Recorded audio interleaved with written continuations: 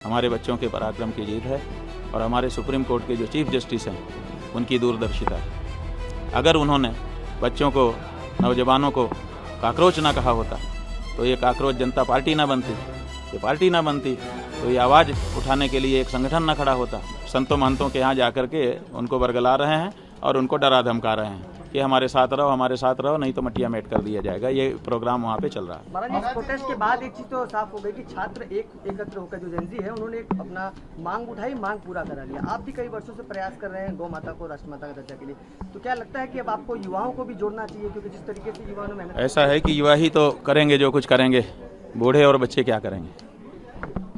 संपन्न हुई तो हमने सोचा कि आप लोगों के वार्ता के अनंतर ही यहाँ से हम निकले थे और अब आ गए हैं, तो एक बार आपसे बात हो जाए। दूसरे, उत्तर प्रदेश की सरकार जिस तरह से गौ माता की रक्षा लोग खड़े हो रहे हैं, उनके घरों में पुलिस लगा के उनको अरेस्ट कर रही है। सैकड़ों लोगों ने वीडियो और फोटो भेज करके हमको ये बताया है कि हमारे घर में पुलिस लग गई है। हमको कहा जा रहा है कि आप शंकराचार्य जी के आंदोलन के लिए घर से बाहर नहीं निकलेंगे। तो ये जो तरीका है ये बहुत ही आश्चर्यजनक है, उसके बारे में भी आपको बताना था। आज के अखबारों में एक विज्ञापन उत्तर प्रदेश की सरकार का छपा है कि उत्तर प्रदेश गौ रक्षा के मामले में मॉडल बन रहा है, तो उसके बारे में भी कुछ प्रश्न थे हमारे, हमने अपनी विज्ञप्ति में बताए हैं, तो वो भी पूछना था। और साथ ही साथ जो हमने आगे के कार्यक्रम घोषित किए हैं उसमें एक कार्यक्रम और जोड़ना था कि इनके जो 7,500 गौ आश्रय केंद्र हैं, जिनके बारे में अपने विज्ञापन में ये कह रहे हैं कि वहाँ बहुत सुंदर व्यवस्था की गई है और सब जगह CCTV लगाया गया है, तो हमने मांग की है कि सब जगह के 3-3, 4-4 महीने के CCTV हमको उपलब्ध कराए जाएं, ताकि हम देख सकें कि आपका ये विज्ञापन सही है कि झूठा है।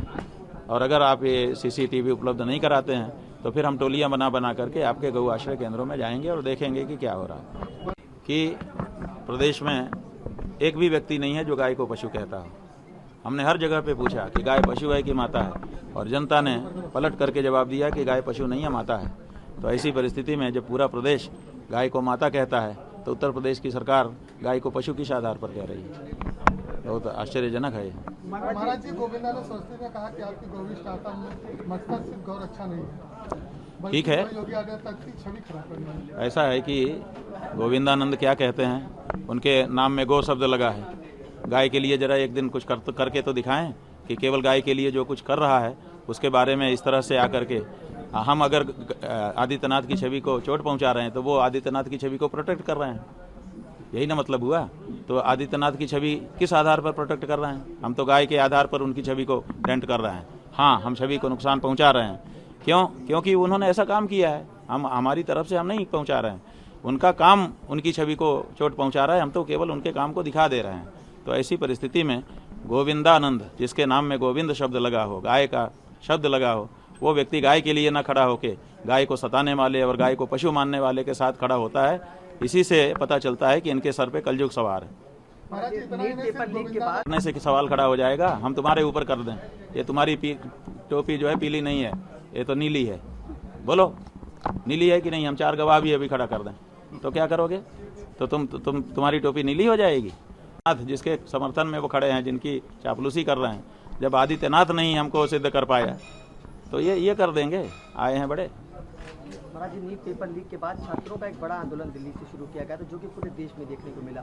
छात्रों की मांग थी धर्मेंद्र प्रधान जो शिक्षा मंत्री, उनका इस्तीफा उनका मिला भी। आप किस तरीके से देखते हैं? ये देश की तरुणाई की जीत है, हमारे बच्चों के पराक्रम की जीत है और हमारे सुप्रीम कोर्ट के जो चीफ जस्टिस हैं उनकी दूरदर्शिता है।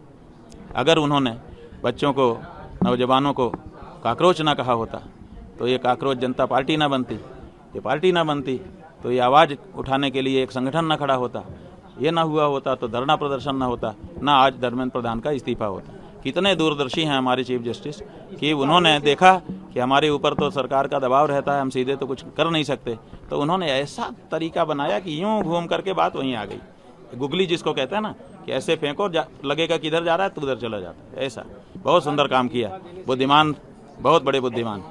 सिस्टम सही हो जाएगा? ऐसा है कि सिस्टम सही होगा कि नहीं होगा, लेकिन कुछ तो जवाबदेही बनेगी, कुछ तो डर पैदा होगा। यहाँ तो चोर जो है वो सीना जोरी कर रहा था, कम से कम सीना जोरी तो अब कुछ दिन तक के लिए टल गई, इतना कम है।